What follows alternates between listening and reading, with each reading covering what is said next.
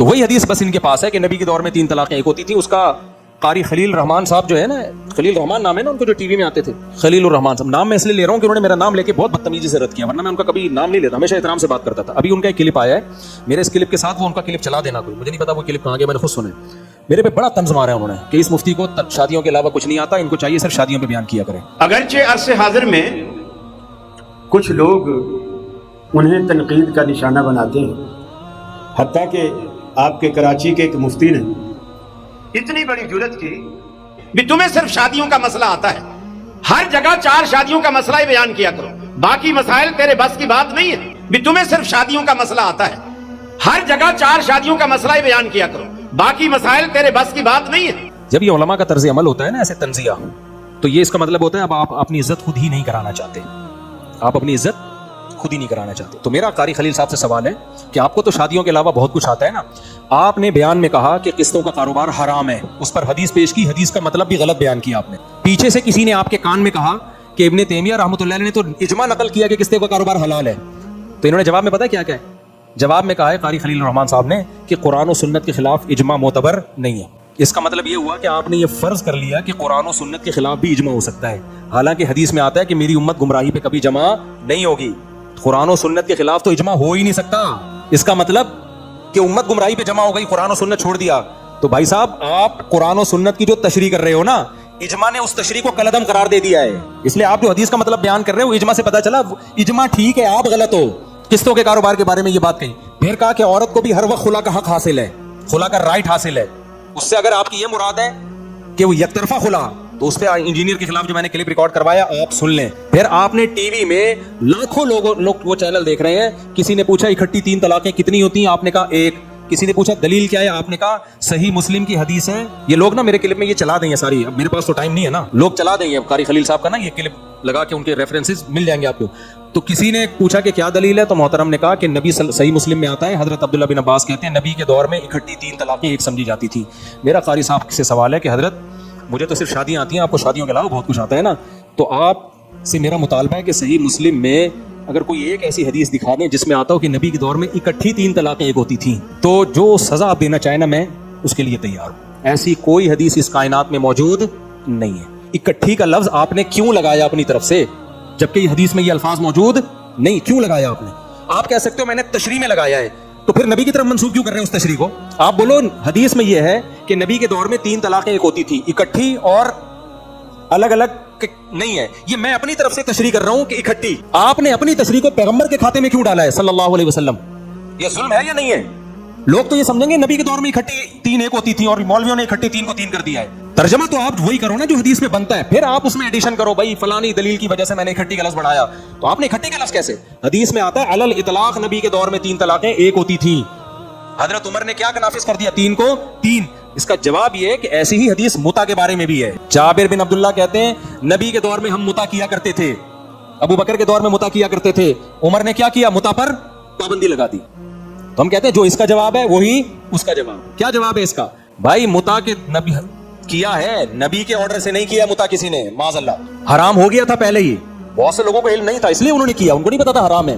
ایسے ہی صحیح حدیث سے یہ بات ثابت ہے کہ زمانے جاہلیت میں جب کوئی اکٹھی طلاقیں دیتا تھا, چاہے 1 یا 10 طلاقیں دے دے, وہ ایک ہی سمجھی جاتی تھی. تو جب قرآن کی آیتیں نازل ہوئی الطلاق مرتان, قرآن نے اس حکم کو منسوخ کر دیا, جیسے متا کو منسوخ کیا گیا اس حکم کو بھی منسوخ کیا گیا.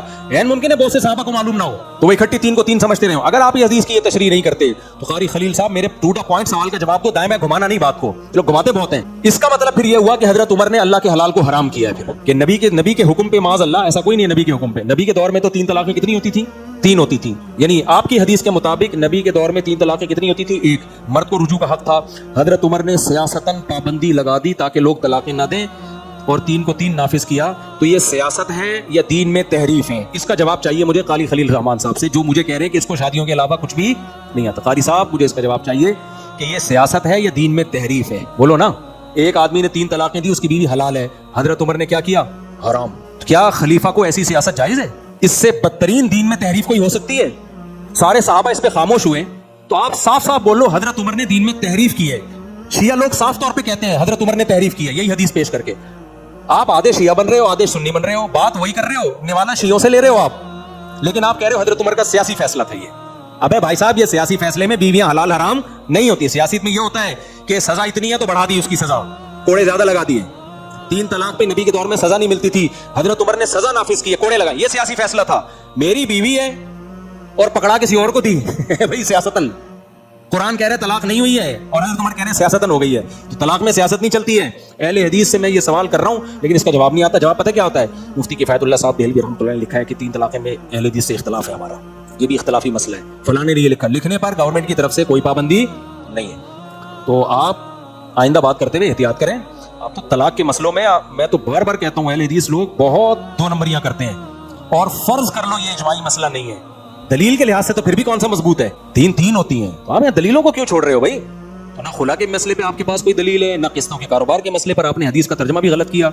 اور تیسری اجماع, جب ابن تیمیہ کا اجماع نقل کیا پیچھے سے کسی کان میں کہا کہ ابن تیمیہ کہتے ہیں کہ اجماع اس پر, تو فوراً بدل دیا کہ وہ جو ہے نا قرآن و سنت کے خلاف اجماع. قرآن و سنت کے خلاف اجماع ہو ہی نہیں سکتا بھائی صاحب. تو اگر اجماع ہو گیا ہے تو اجماع کو اس لیے لیا جائے گا کہ وہ قرآن و سنت کو منسوخ سمجھا جائے گا یا اس کی کوئی دوسرا مطلب بیان کیا جائے گا.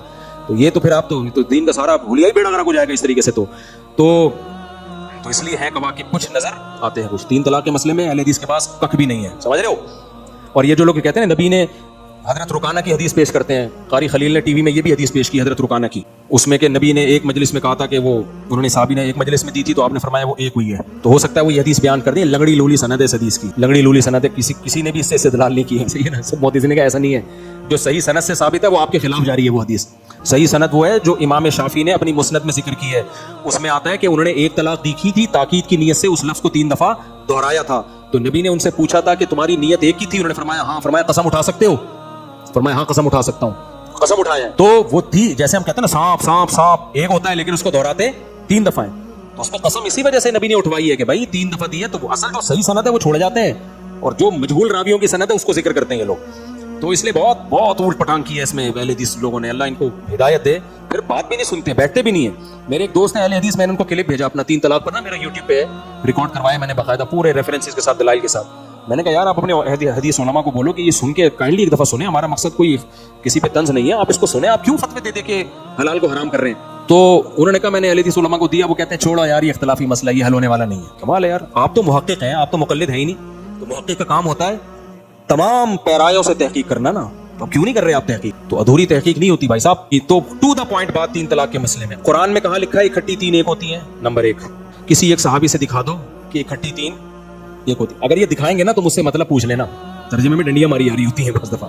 ہو سکتا ہے دکھا دے کوئی, مجھ سے مطلب پوچھ رہے, میں بتا دوں گا یہ ترجمہ غلط ہو رہا ہے. ایک نے مجھ سے کہا کہ حضرت عمر کو آخر وقت میں ندامت ہوئی تھی کہ میں نے 3 کو 3 نافذ کیوں کر دیا. میں نے کہا کہاں ہے؟ اس نے حدیث دکھائی. میں نے کہا ترجمہ کر اس کا بھائی. ترجمے میں ایسا کوئی لفظ تھا ہی نہیں, کچھ بھی نہیں تھا ایسا. اور میں نے کہا اگر حضرت عمر کو ندامت ہوئی ہوتی وصیت کر جاتے, بھائی میں نے غلط قانون بنا گیا ہوں, اس کو کائنڈلی فوراً کیا کر دو, چینج کر دو. تو ڈاکٹر ذاکر نائک سے میری ملیشیا میں اس پہ بات ہوئی. انہوں نے کہا میری پہلے تحقیق ناقص تھی, اب میں نے مزید تحقیق کی ہے. تو اس کے بعد انہوں نے اس مسئلے میں خاموشی اختیار کر لی. تو ڈاکٹر ذاکر نائک کو کوئی پرانی کلپ چلا رہا ہے نا کہ 3 طلاقیں ایک ہوتی ہیں, اب وہ نہیں چلا سکتا. اب اگر آپ ڈاکٹر ذاکر نائک سے پوچھو گے وہ اس مسئلے میں خاموشی اختیار کریں گے. سمجھتے ہو گے نہیں سمجھتے؟ وہ خاموشی اختیار کریں گے بھائی. یا تو یہ بول دیں گے علماء کا اختلاف ہے اس میں, ٹھیک ہے, اس وقت کے علماء کا, صحابہ کا نہیں. صحابہ کا کوئی اختلاف نہیں ہے. صحابہ صاحب اس میں ایک ہی اس پر ہے کہ 3 ہوتی ہیں. اور آپ فرض کرو نبی کے دور میں 3 ایک ہوتی تھی, فرض کر لو. تو جب حضرت عمر کے نے فیصلہ کیا, امیر المومنین, سب نے مان لیا اور نبی نے حکم بھی دیا کہ سنت خلفائے راشدین کی سنت کو فالو کرو, تو آپ کو 1.5 اینٹ کی مسجد بنانے کا کیا ضرورت ہے پھر؟